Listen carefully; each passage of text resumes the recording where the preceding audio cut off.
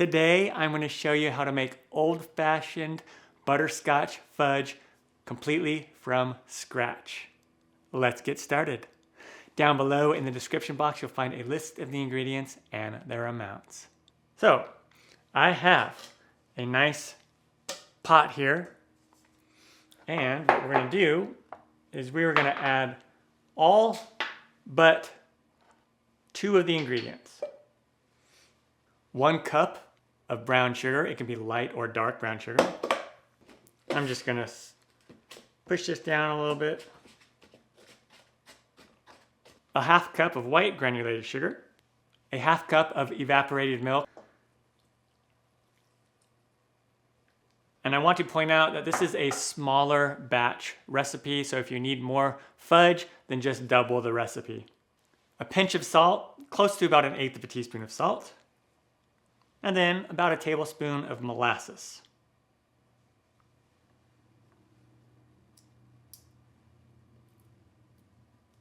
All right, there we go. Over to the burner we go. I have the heat set to medium, and what we're going to do is we're going to just gently stir until everything melts. And then after that, we're just going to let it be, and we're not going to stir it, and then we're going to let it heat up to the soft ball stage, which is right around 238 degrees Fahrenheit or 240 or about 115 Celsius.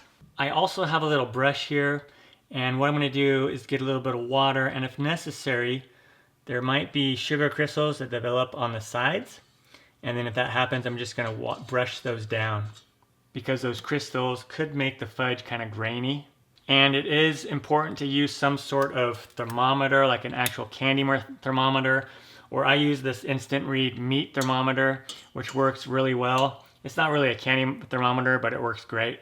This right here takes somewhere between 15 and 20 minutes to get it to the right temperature. So I'm just gonna keep stirring like this, making sure all those ingredients get all mixed together. So once it boils like this, we're just gonna bring it to the correct temperature. And occasionally we'll come in here and stir, but not very much. All right, we are just about there. Yep. And now I'm going to turn off the heat and remove this. And now I have 2 tablespoons of butter. And I'm just going to put this right there in the middle. And about a 1/2 teaspoon of vanilla extract, and I'll put that in there. And I'm not going to stir or anything. I'm just going to let that butter sit, and it's going to gradually melt. And we want to let this cool down to between 120 and 130 Fahrenheit, or right around 50 to 52 Celsius. Once it cools down, I'm going to come in here and we're just going to stir and stir and stir and beat this until it's no longer kind of shiny looking. And we want to get all that butter mixed in as well. So we're just going to beat this vigorously here. We're just going to want to get it as smooth as possible. Okay, until it's thick and smooth and not so shiny. You could probably do it a little bit more than this, but looks really good to me. And then I have a 8x8 inch pan, and this is going to make kind of a more thin fudge.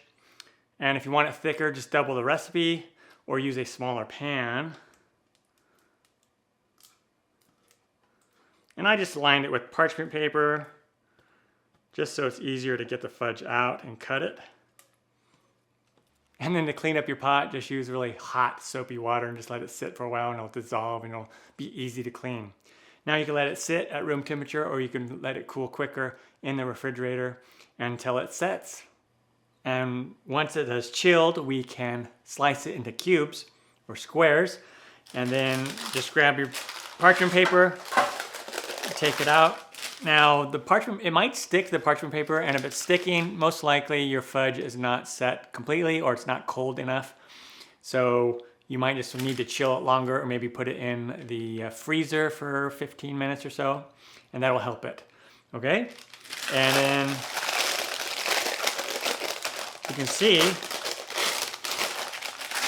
that because I use an 8x8 pan, the fudge is not super thick, which is totally fine. You can use a smaller pan again, or just double the recipe, and then it'll be twice as thick with that same pan. And then we're just gonna cut this into squares. And a little trick to keep your knife from sticking is you can spray it with a little bit of oil or heat it up with some hot water.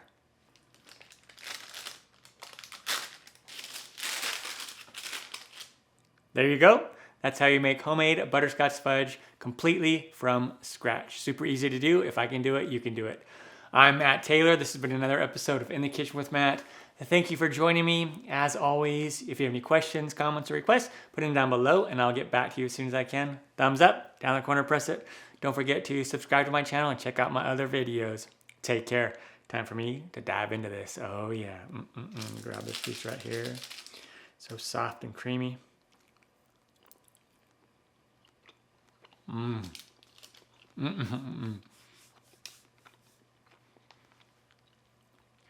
So delicious. Yeah.